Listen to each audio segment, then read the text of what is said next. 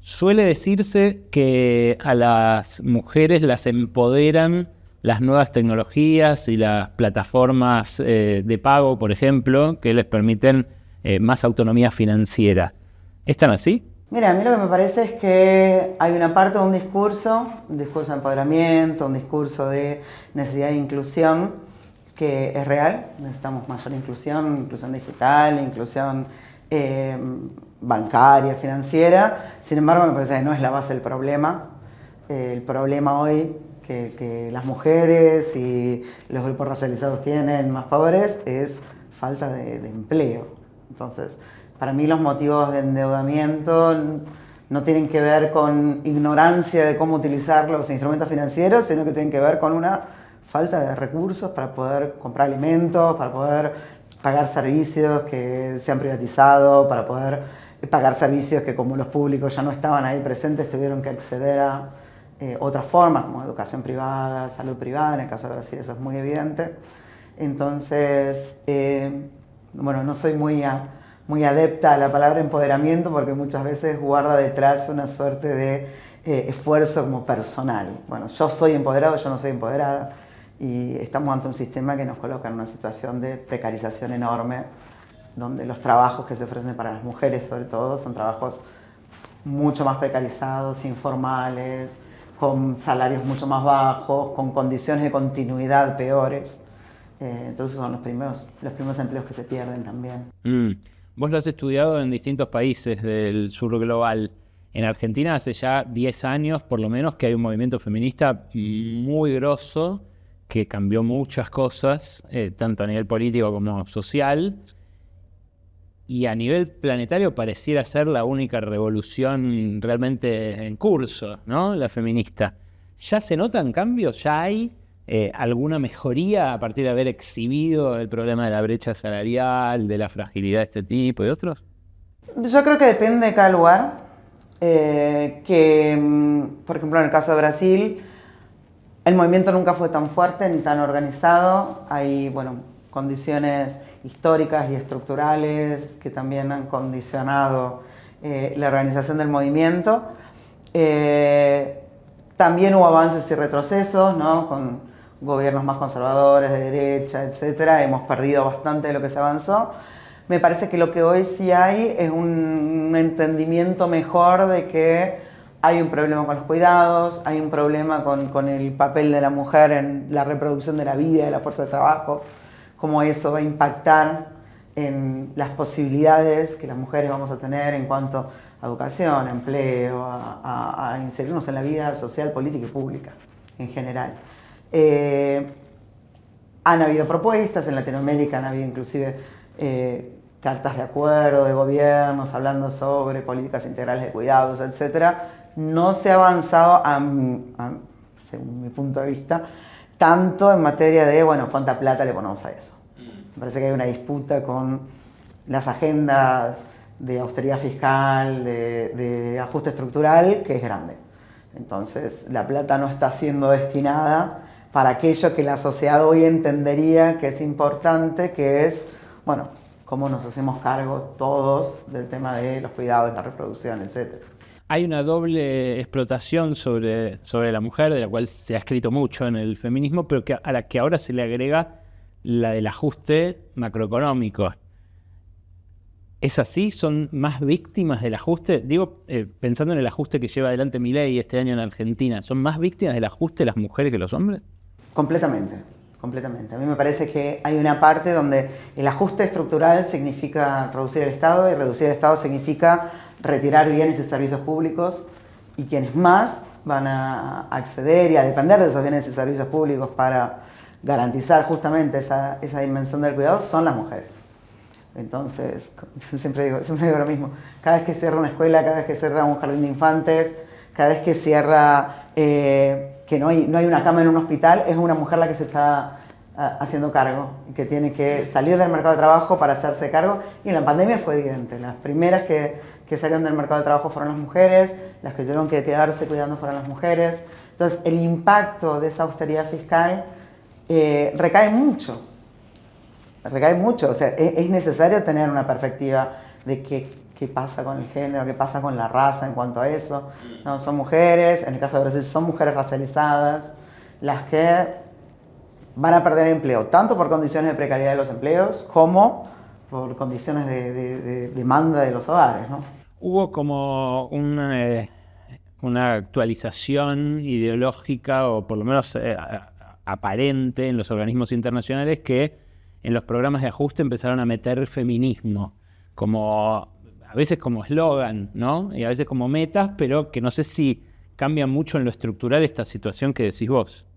Yo creo que, por ejemplo, hay una cosa que en estos días en la conferencia apareció bastante, esto de, no, bueno, vamos a empoderar a las mujeres dándoles capacidades de generar negocios propios, y aparece mucho esto de los microcréditos, que no es algo nuevo, ¿no? Es algo, por lo menos tiene 20, 25 años, sí. Sin embargo, hoy aparece como una propuesta fuerte desde los organismos internacionales, y es un poco este doble discurso, porque por un lado le decís, bueno, microcréditos, para que vos puedas de alguna forma garantizar un poquito de subsistencia en un círculo vicioso de endeudamiento, con un trabajo, con una ocupación súper precaria, y por otro lado le haces austeridad fiscal.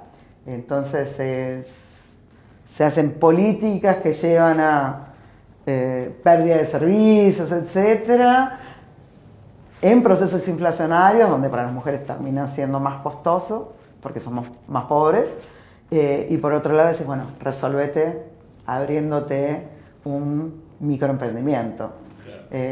Hace pan y vende pan en la calle, ponete a vender productos de maquillaje, comprate una tijera y sé la peluquera de tu cuadra.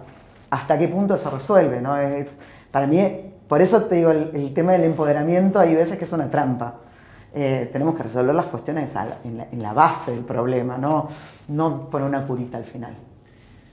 Hablaste en tu panel sobre una palabra que a mí me resuena mucho en el capitalismo post-pandemia, que es autoexplotación.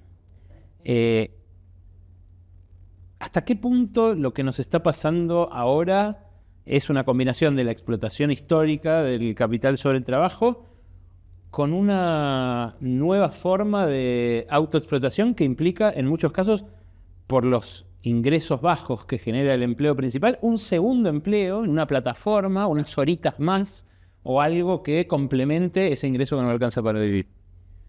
Bueno, yo creo que inclusive es peor, porque no es un segundo empleo. En Brasil, por lo menos, hay muchas veces que ya el trabajo por plataforma es la principal forma de generación de ingresos. ¿Es masivo eso? Es masivo. Es masivo sobre todo en las clases más populares. Y es muy interesante porque inclusive desde nuestra perspectiva como economistas, que siempre pensamos cómo se da la explotación, cómo se da el mercado de trabajo. El mercado de trabajo cambió completamente, las relaciones de producción han cambiado, y hoy estamos, sobre todo en el sur global y en América Latina en particular, en una situación donde avanza muchísimo esta idea de, ya no existe más el desempleo, que era un poco lo que yo decía el otro día. No existe más el desempleo porque vos abrís tu celular, bajás un aplicativo y te pones a repartir comida. ¿Por cuánto? Por $2 por día. 2 reales. Por 1.000 pesos. Las formas de pago son muy bajas, y con todo un discurso y una retórica de, te liberaste, no tenés más patrones, no tenés más alguien que te diga qué hacer, puedes hacerlo cuanto quieras y cuando quieras, y la verdad es, tenés que hacerlo 18 horas por día, porque si no te morís de hambre. Claro.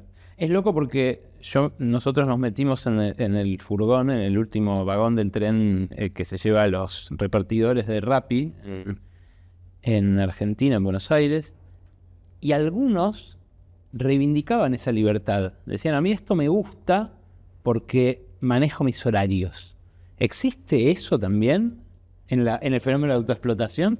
Sí, es que yo creo que este discurso del sé tu propio emprendedor, sé tu propio jefe, es un discurso que pega. Es un discurso que está muy vinculado inclusive a una avanzada, un pensamiento muy individualista, yo me salvo solo, que rompe con la lógica de lo colectivo, lo político, de cómo luchamos por eso.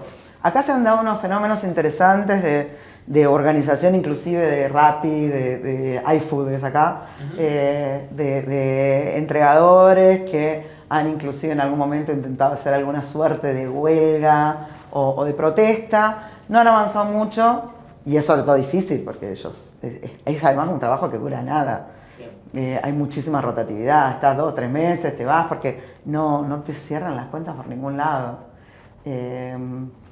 Y da mucho miedo inclusive esto. Son muy pibes, muchas veces son los que están sosteniendo las familias porque el resto de los integrantes de la familia se quedó sin empleo y es medio un manotazo ahogado dentro de un sistema que los está oprimiendo cada vez más. Pero te iba a preguntar si no hicieron pasar a partir de ese individualismo una reforma laboral de facto que de iure no habría pasado de ninguna manera. Sí, igualmente la reforma también pasó acá. Claro. Se dan las dos cosas, pero es como que al multiplicarse este trabajo por plataformas y todo, es como, bueno, ya la reforma laboral la necesitas o no. Sí, todo el trabajo que se crea, por ejemplo, de pospandemia. ¿No? La pandemia es nuestro último gran ejemplo de caos apocalíptico, se perdieron muchísimos empleos, digo, más allá de que se perdieron muchísimas vidas y todo lo que significó en materia de calidad humana de vida, se perdieron muchísimos empleos y lo que se recupera después de eso es empleo súper precario. Entonces no es que el empleo, lo que nosotros pensamos como el empleo fabril, el empleo, inclusive en los sectores de servicios más cualificados, son cada vez menores y hoy lo que tenemos es esto, todo lo que aumenta de empleo en la pospandemia es un empleo informal, es un empleo muchas veces de plataforma o empleo muy precario porque se suman reformas laborales, entonces hay también en Brasil monotributo, mucho trabajo por monotributo, claro. Con, bueno, estos empleos de plataforma. ¿Qué sugerirías vos a los movimientos que intentan mejorar esa situación como agenda de reivindicaciones o como eje incluso aglutinante, ¿no? Para revivir esa conciencia colectiva? Complicado. Complicado. No, a mí me parece que es difícil y es complicado sobre todo por esto. Me pasó el año pasado de participar acá en Río de Janeiro de una reunión de trabajadoras y trabajadores, pero sobre todo trabajadoras que están en la informalidad. Acá muchas veces los vendedores en la calle, vendedoras y vendedores se llaman cameló. Y hay un movimiento de camelos que están no sindicalizados, porque están organizados y todo. ¿Camelo quiere decir camello? Sí. Y muchos lo que dicen es esto, no, pero yo prefiero, ¿no? Esto que hablábamos antes. Yo prefiero tener este trabajo y no trabajar en una oficina. Me parece que eso tiene que ver con no saber lo que significa tener un buen salario, claro. Tener derechos laborales, tener indemnización, seguro de vida, vacaciones, bueno, todo lo que los derechos laborales implican. Entonces me parece que es necesaria una discusión de volver a recuperar un poco esa idea de los derechos laborales, qué significan y qué no, y de tener una continuidad en el trabajo. Ahora, ¿cómo se hace? Gracias, Marga. Gracias a vos, Ale.